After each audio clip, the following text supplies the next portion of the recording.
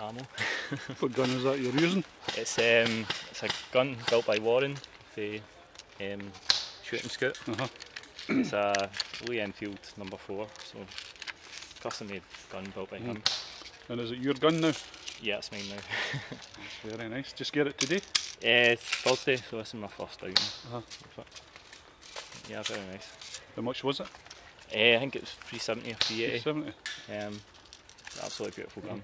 What are the internals in the gun, do you know? It's a ASG varmint, so it's just a basic spring gun. Yeah, it's really nice. Solid wood. Is that original wood? Yeah, solid wood. So it makes it for solid wood, and there's a few original pieces in it. The front sight, ring bands, the butt trigger, original sling. The rest it's just kind of plastic here, just to kind of keep the shape. Looks good though. Yeah, it looks the part.